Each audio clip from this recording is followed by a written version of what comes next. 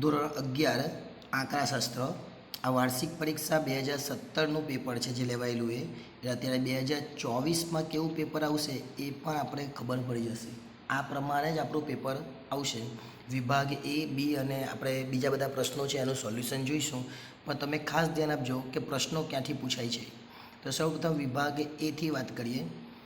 આંકડાશાસ્ત્રના પિતા તરીકે જાણીતા કોણ હતા? તો સૌથી પહેલાંનો જવાબ આવશે ફિશર.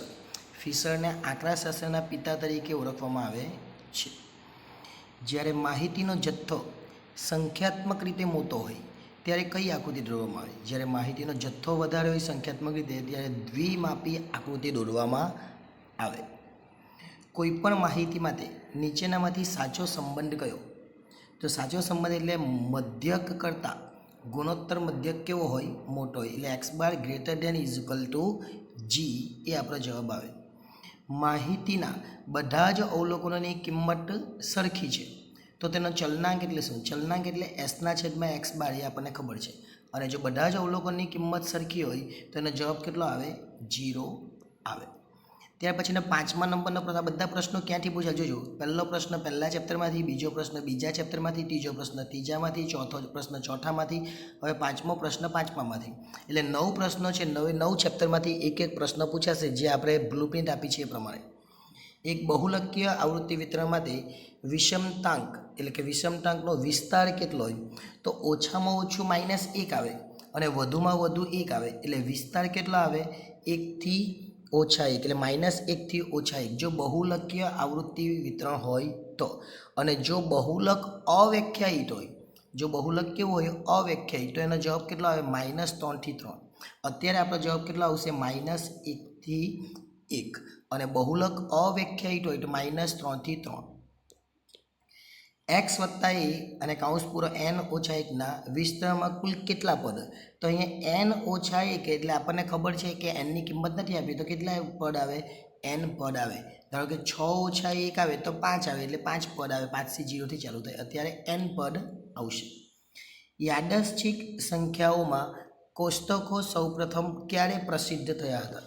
ક્યારે? તો 1927માં પ્રસિદ્ધ થયા હતા. આ નિદર્શન પદ્ધતિનો સવાલ છે. ત્યાર પછીનો 8 નંબરનો પ્રશ્ન, નીચેનામાંથી કઈ શરત સમાન વિધેયો માટે નથી? તો વિધેયના પ્રદેશ સમાન હોવા જોઈએ, વિસ્તાર પણ સમાન હોવો જોઈએ. પ્રદેશ અને વિસ્તાર બંને સમાન હોવા જોઈએ. અને સહપ્રદેશ સમાન હોય આ જરૂરી નથી. સહપ્રદેશ અલગ અલગ હોય તો પણ એ સમાન વિધેય બને. એટલે સહપ્રદેશ જરૂરી નથી. એટલે આપણો જવાબ ડી આવશે. 9મા નંબરનો પ્રશ્ન છે, ગુણોત્તર શ્રેણીનો સામાન્ય ગુણોત્તર -1 એટલે કે r બરાબર -1 અને પ્રથમ પદ બરાબર 2 ઓછા 1 અને 6 પદોનો સરવાળો આપણે શોધવાનો છે. તો જવાબ કેટલો આવશે? તો જવાબ આવશે 0 એટલે કે 0 જવાબ આવશે. -1 ને 1 છે એટલે માઇનસ થઈ જવાનું.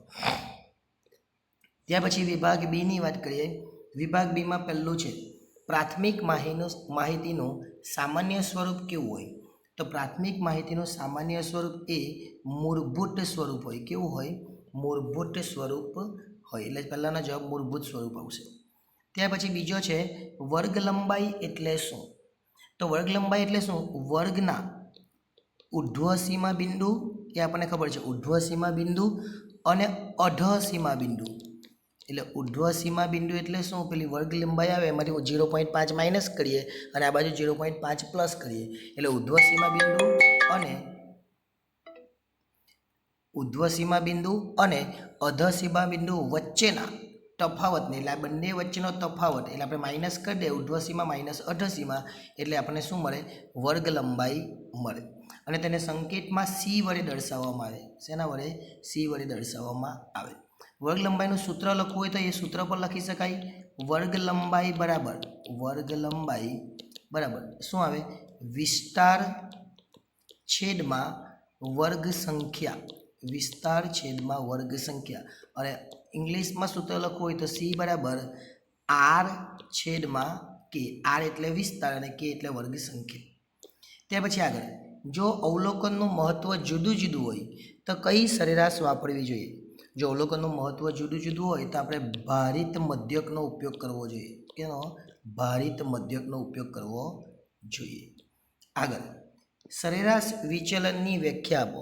સરેરાશ વિચલન કોને કહેવાય? તો હું બોલું એ સાંભળજો.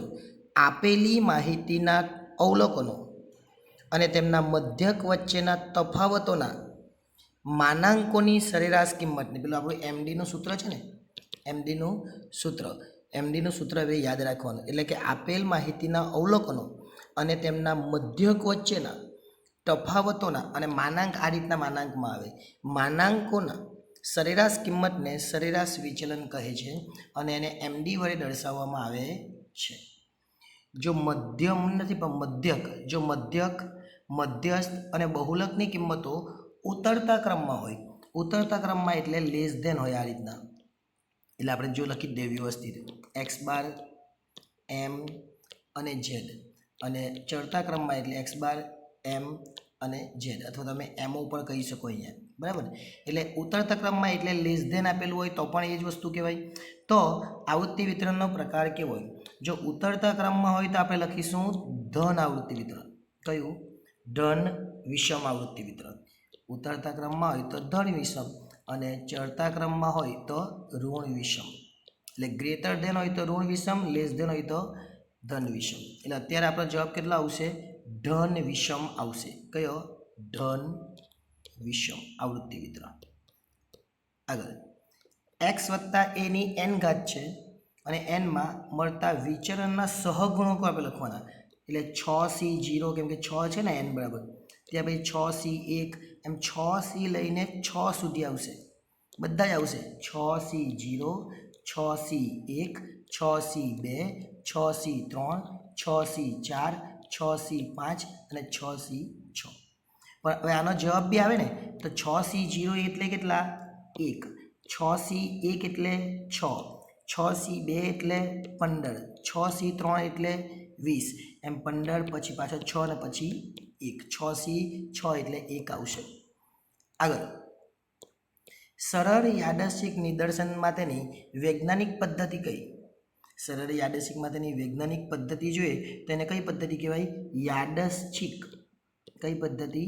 યાદચ્છિક સંખ્યાઓની રીત. યાદચ્છિક સંખ્યાઓની રીત એ આપણો જવાબ આવશે. આગળ જોઈએ, જે વિધેયનો વિસ્તાર એકાકી ગણ હોય તે કેવું વિધેય કહેવાય? તો જવાબ આવશે અચળ વિધેય. કેવું વિધેય કહેવાય? અચળ વિધેય કહેવાય. અને છેલ્લો સવાલ છે, ગુણોત્તર શ્રેણીમાં આવેલા 3 ક્રમિક પદો એટલે AR અને ARનો વર્ગ, આ એના 3 ક્રમિક પદો કહેવાય. ત્યાર પછી વિભાગ સીની અંદર આપણે જે આઈએમપી આપેલા એમાંની જ છે, જો અહીં પહેલું. ત્યાર પછી આકૃતિની મર્યાદા છે. એટલે આ બધા પ્રશ્નો હવે જોઈ લેજો, અને આ દરેકે દરેક પ્રશ્નોનું સોલ્યુશન તમને ક્યાં મળશે? તો ડિસ્ક્રિપ્શનમાં લિંક આપેલી છે, ડિસ્ક્રિપ્શનમાં. એમાં દરેકે દરેક ચેપ્ટરના બધા જ દાખલો આપેલો, બધી જ મેં તમને પ્લેલિસ્ટ આપી દીધી છે.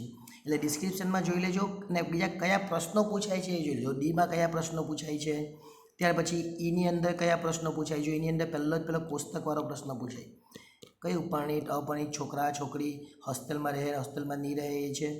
ત્યાર પછી એફની અંદર જો એફની અંદર 2 દાખલા પૂછાવાના છે. પહેલો મધ્યસ્વરો છે, એની 8માં પણ એના જ ચેપ્ટરનો છે, બહુલકનો. અને પછી આવૃત્તિ વિતરણની વિષમતાવાળો છે, એટલે કે વિષમતા SK વાળો.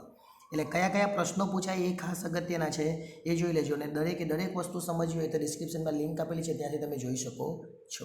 આભાર.